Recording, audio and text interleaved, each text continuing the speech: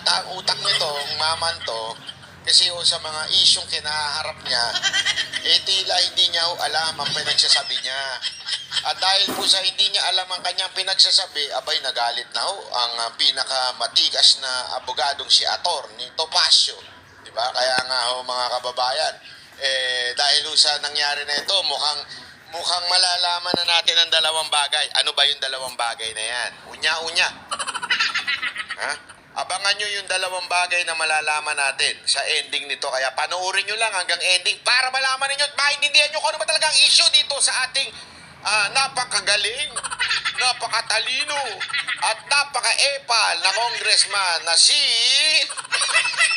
Dan Fernandez. Linawin ko Fernandez. Ha? Gago! Hindi kasi gano'n naman po siya, di ba? Pag sinabi niyang perjury, mga ano yung mga ano ba, hindi pala perjury. Tama pala perjury. Yung mga sinasabi niyang kakaiba, yung betting. Betting. Mahilig siya dyan sa betting. Ano ba itong issue na ito? Ito nga po, ito si Atty. Topacio ay nag-file ng complaint sa Ethics Committee dito po kay Congressman Dan Fernandez. Bakit to? Sa pagiging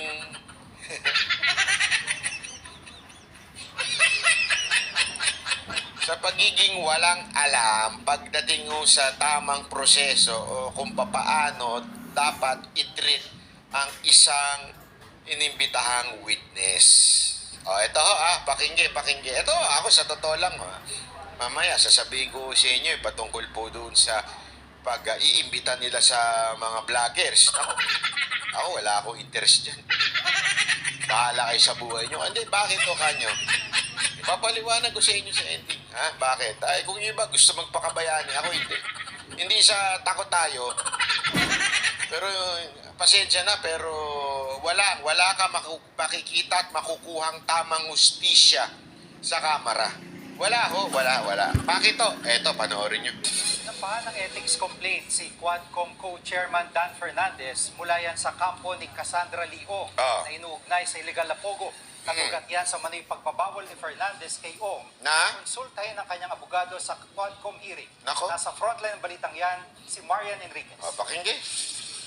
Naharap sa ethics complaint si Quad Committee Co-Chairman at Laguna Representative Si Marian Enriquez. Tingnan mo yung mga itsura ng mga congressman. Lasing ba kayo? Bakit kayo ganyan kung makaasta? Ano ba ito? Kanto lang ba ito? Lagyan nyo na lang alak dyan. Para kayong mga hindi nyo ba ayusin yung pag-uupo ninyo dyan? Buti pa yung iba maayos ang upo Yung iba parang lasing lang parang kagigising lang Kaya, hindi, ako mga kababayan, ito ba masasabi niyong honorable? If you cannot bring your honor, do not expect us to respect you honorably. Diba? You want us to respect you honorably, pero yung asta nyo para kayong mga lasing. Ano to? Ganyan kayo makaasta. Di ba? Huwag ganun. Kung talaga honorable kayo. Di ba? Para respetuhin namin kayo. Respetuhin nyo yung mga witness para tawagin kayong honorable. Your honor. Di ba?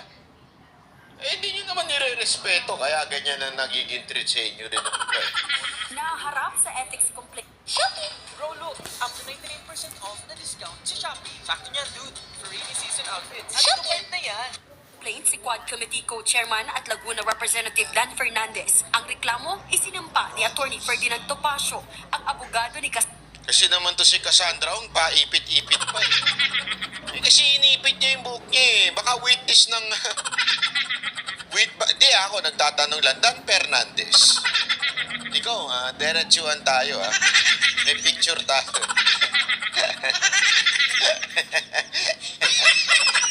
Dan Fernandez. Mahilig ka ba talaga sa... yung nakaganyan, nakapony pa yung buhok? Parang napapanood ko lang yan sa ano eh. Mahilig ka ba sa mga ganyang ano? Kasi naman Cassandra, dapat next time hindi ka mag-aayos pag pupunta ka dyan. Sandra na iniuugnay sa mga illegal na pogo. Ayon kay Topacio, lumabag si Fernandez sa Code of Conduct sa gitna ng investigasyon sa operasyon ng mga pogo. Nilabag daw ng mambabatas ang karapatan ni Cassie Ong na kumonsulta sa kanyang abogado, pati ang karapatan nitong manahimik sa mga pagdinig. Hinarang at pinagbantaan daw ni Fernandez na ipakokontempt si Topacio kung hindi siya titigil sa pakikipag-usap sa kanyang kliyente. That this was unprecedented Ako, unprecedented. legislative history in this country. Oh. Na haharangin mo Oh, yung abogado nako. at hindi mo palalapitin Nako. sa kanyang kliyente during a legislative hearing. Yun. Ang planeta po acceptable ang ganoong behavior. Sa planeta ni Dan Fernandez. Totoo. Gago. Meron siya sariling planeta eh. Handa naman daw si Fernandez na harapin ang ethics complaint na inihain ni Topacio. Hahayaan niya raw ang House Committee on Ethics na dinggin at magdesisyon dito. May violation tayo, di magdesisyon ng committee. Ganun kasi. Ano naman yung committee ko? Nakakaano na eh! Committee! Committee!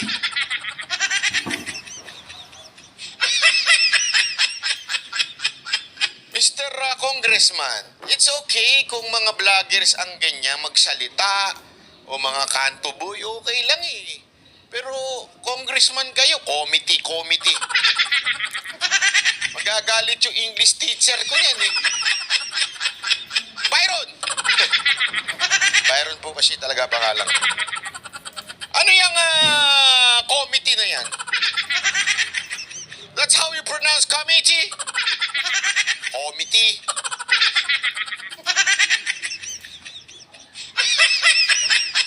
Diba, harapin natin lahat yan.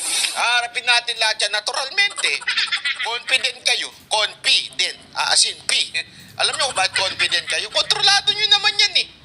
Pero mamaya, explain sa'yo ni Topacio, ni Atty. Topacio, kung bakit niya final yan amidst na alam naman niyang posible at malaking posibilidad na talagang ma-dismiss tong, hindi naman ma-dismiss, ano naman tawag doon? Hindi pansinin ng Committee on Ethics. Diba?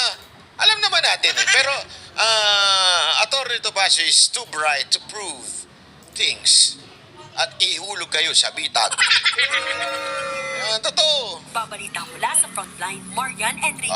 Eto kasi alam mo mga kababayan, maaaring tanungin nyo sa isip-isipan nyo ngayon, maaaring iisip-isipan ninyo.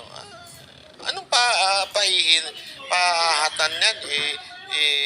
Di ba ang ethics committee is under the speaker, under the congressman din, na magbabarkada lang naman din yan. Ano mangyayari dyan? Magkakaroon ba ng saysayang pagdemanda ni Topacio ng kung ano man dyan sa ethics complaint na yan? Mamaya, papaliwanag natin kung bakit ganyan na importante yan at kailangan suportahan natin ito si Atty. Topacio. Suportahan natin itong kanyang paghain ng ethics complaint. Importante yan. Okay? Ito, pakinggan natin ha. Kasi ito mo, hangang-hanga ako dito sa abogado na ito. Sana nga itong abogado ko, kaya lang. Napakamahal ni Atty. Topacio. Siyempre, matalino eh. Diba? Malay mo, pagkatapos niya mapanood to, mapagdesisyon niya niyang banat bay. Ako na lang bahala sa lahat ng kaso mo.